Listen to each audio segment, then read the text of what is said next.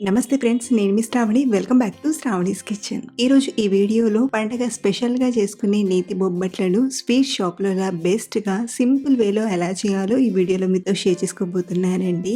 నేను చేసిన ఈ బొబ్బట్లు మంచి రుచిగా మృదువుగా ఉన్నాయి. వేడి మీదే కాదండి, చల్లారిన తర్వాత కూడా అంతే రుచిగా అంతే మృదువుగా ఉంటాయి. మీరు కూడా పండుగ రోజున ఎలాంటి హడావిడి లేకుండా పర్ఫెక్ట్గా బొబ్బట్లు చేయాలంటే ఇలా సింపుల్ టెక్నిక్తో ట్రై చేయండి. చాలా బాగా కుదురుతాయి. మరి లేట్ చేయకుండా బెస్ట్ గా చేసుకుని ఈ పర్ఫెక్ట్ నేతి బొబ్బట్లను ఎలా చేయాలో ఇప్పుడు చూద్దాం రండి. ముందుగా పిండిని కలపడానికి ఒక గిన్నెలోకి 1 కప్పు మైదా పిండిని తీసుకోండి. అలాగే ఇక్కడ నేను పిండిని ముందుగానే జల్లెడపట్టి తీసుకున్నాను. మీరు కూడా పిండిని జల్లెడపట్టి తీసుకోండి. అలాగే మనం మొత్తం మైదా పిండితో చేస్తే చల్లారిన తర్వాత గట్టిగా సాగినట్టుగా అనిపిస్తుంది. కాబట్టి అలా అనిపించకుండా ఉండడానికి ఒక 1/2 కప్పు గోధుమ పిండిని తీసుకోండి. మీరు గోధుమ పిండితోనే బొబ్బట్లు చేయాలనుకుంటే ఆల్రెడీ మన ఛానల్లో గోధుమ పిండి బొబ్బట్లు చేశాను. ఆ వీడియోని ఒకసారి చూడండి. ఇందులోనే చిటికెడంత ఉప్పుని తీసుకుని ఒకసారి కలిపి నీళ్లను కొంచెం కొంచెంగా వేస్తూ పిండిని మెత్తగా కలపండి. చూడండి, మనం పిండిని సాఫ్ట్గా ఇలా కొంచెం స్టిక్కీగా వచ్చేంత వరకు కలపాలి. ఇలా కలిపాక చేతికి అలాగే గిన్నెకు పిండి అతుక్కోకుండా ఉండడానికి ఇందులోకి ఒక 2-3 టేబుల్ స్పూన్ల నెయ్యిని తీసుకొని కలపండి. అలాగే బొబ్బట్లు మంచి రుచిగా రావడానికి ఇక్కడ నేను ఆవు నెయ్యిని వాడుతున్నాను. మీ వీలుని బట్టి ఆవు నెయ్యినైనా లేదా గేదె నెయ్యినైనా వాడొచ్చు. లేదా నెయ్యి ఫ్లేవర్ నచ్చని వారు కొంచెం నెయ్యిలో ఆయిల్ ని కలుపుకొని అలా అయినా చేసుకోవచ్చు. ఇలా కలిపాక మళ్ళీ కొంచెం నెయ్యిని తీసుకుని పైపైన కాస్త అప్లై చేసి తీసుకోండి. అయితే ఇలా కలిపిన పిండిని 1/2 గంట నుండి గంట సేపు నానబెట్టండి. టైం ఎక్కువగా ఉంటే 2-3 గంటలైనా నానబెట్టచ్చు. సో ఇలా కలిపిన పిండి పైన మూత పెట్టి పక్కనుంచండి. ఇప్పుడు పూర్ణం కోసం ముందుగా పప్పుని నానబెట్టడానికి ఇంకొక గిన్నెలోకి 1 కప్పు పచ్చిశనగపప్పును తీసుకోండి. గ్రామ్ వైజ్ 200 గ్రాముల వరకు ఉంటుంది.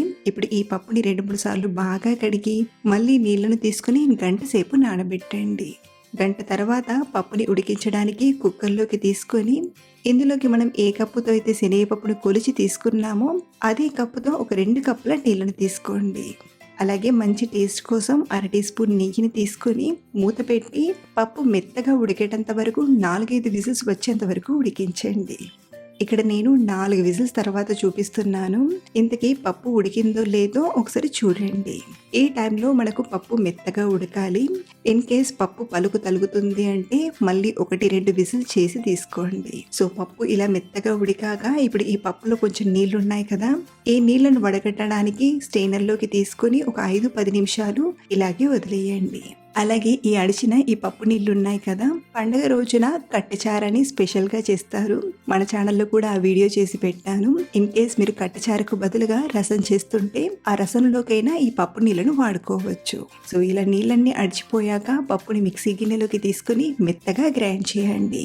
పప్పు గ్రైండ్ చేసేటప్పుడు ఒకేసారి అంత బాగా నలగదు. కాబట్టి మధ్య మధ్యలో కలుపుకుంటూ ఇలా మెత్తగా రుబ్బి తీసుకోండి. పప్పు మనకు మెత్తగా ఉడికిపోయింది కాబట్టి ఈజీగా ఇలా మెత్తగా పేస్ట్లా వచ్చేస్తుంది. సో ఇలా గ్రైండ్ చేసిన ఈ పప్పు ముద్దను రెడీగా పక్కన పెట్టి ఇప్పుడు బెల్లాన్ని కరిగించడానికి మరొక ప్యాన్ లోకి తురిమిన బెల్లాన్ని కప్పు కొలతతో కొలుచుకుంటూ తీసుకోండి. ఇక్కడ నేను స్వీట్ షాప్ స్టైల్లో చేస్తున్నాను కాబట్టి అంతే స్వీట్నెస్ అనేది తెలియడానికి 1.25 కప్పు వరకు వాడుతున్నాను. అదే మీరు కొంచెం స్వీట్ తక్కువగా తినేవారైతే 1 కప్పు శనగపప్పుకి 1 కప్పు బెల్లం సరిపోతుంది. స్వీట్ ఇష్టపడే వారైతే 1 కప్పుకి 1.25 కప్పు బెల్లం వాడండి. ఇప్పుడు బెల్లం కరిగించడానికి ఇందులోకి 1-2 టీ స్పూన్ల నీళ్లను తీసుకుని కరగబెట్టండి. ఇక్కడ నేను మళ్ళీ బెల్లం కరిగాక ఫిల్టర్ చేయట్లేదండి. మీరు కావాలంటే ఫిల్టర్ చేసైనా తీసుకోవచ్చు. బెల్లం ఇలా పూర్తిగా కరిగిపోయాక ఇందులోకి మంచి ఫ్లేవర్ కోసం ఒక 4-5 యాలక్కులను ఇలా మెత్తగా పొడి చేసి తీసుకోండి. అలాగే మనం గ్రైండ్ చేసిన పప్పు ముద్దని కూడా మొత్తం తీసుకొని బాగా కలపండి. కాసేపు చేతికి పని పెడుతూ ఇలా కలుపుతూ ఉన్నామంటే స్లోగా పాకంలో పప్పు అనేది కలిసిపోయి ఒక ముద్దలా వస్తుంది. మనకు ఇది కొంచెం లడ్డు చుట్టడానికి వీలుగా గట్టిగా ముద్దలా రావాలి. అలా వచ్చేంత వరకు ఇలాగే కలుపుతూ ఒక 5-6 నిమిషాలు ఉడికించండి. పూర్ణం పల్చగా ఉంటే బొబ్బట్లు చేసేటప్పుడు కష్టంగా అనిపిస్తుంది. కాబట్టి ఈ వీడియో క్లిప్‌లో చూపిస్తున్న ఈ కన్సిస్టెన్సీ వచ్చేంత వరకు మంటను అడ్జస్ట్ చేసుకుంటూ చక్కగా ఉడికించండి. మనకు పూర్ణం అనేది ఇలాగే ఉండాలి. పల్చగా ఉంటే మాత్రం బొబ్బట్లు చేసేటప్పుడు పూర్ణం బయటికొస్తూ చిరాగ్గా అనిపిస్తుంది.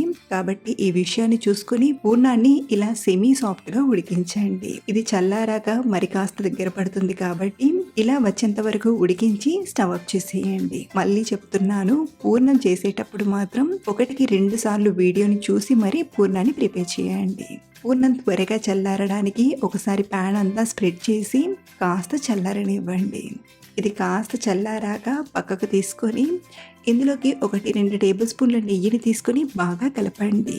దీంతో మనకు లోపల నుండి ఆ నెయ్యి ఫ్లేవర్ అనేది తెలుస్తూ మంచి రుచిగా అనిపిస్తుంది. ఇలా ఒకసారి కలిపాక చేతికి కూడా లైట్గా నెయ్యిని అప్లై చేసుకుంటూ చిన్న చిన్న ఉండల్లా చుట్టి తీసుకుందాం.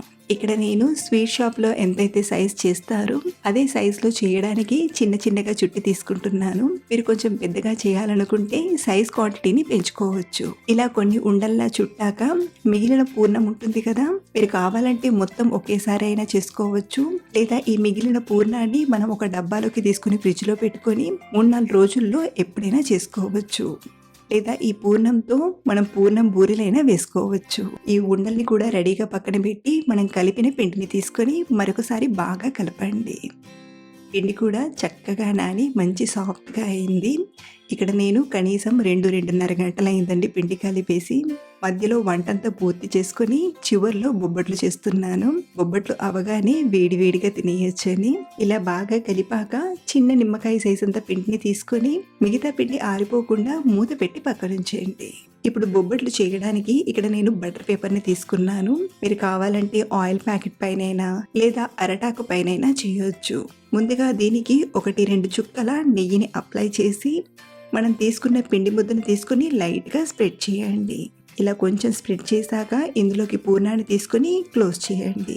ఇలా క్లోజ్ చేసేటప్పుడు పైన కొంచెం ఎక్స్ట్రా పిండి అనేది వస్తుంది. దీన్ని మళ్ళీ చేసే బొబ్బట్ల పిండిలోకి తీసుకొని బాగా కవర్ చేయండి. ఇప్పుడు ఈ బొబ్బట్టును స్లోగా నొక్కుతూ రౌండ్ షేప్లో వచ్చేలా చేయండి. పిండి అలాగే పూర్ణం సాఫ్ట్గానే ఉంటుంది కాబట్టి ఇలా చేతితో స్లోగా నొక్కిన మంచి రౌండ్ షేప్లో వస్తుంది. అలాగే లావుగా కాకుండా మీడియం పల్చగా చేయండి.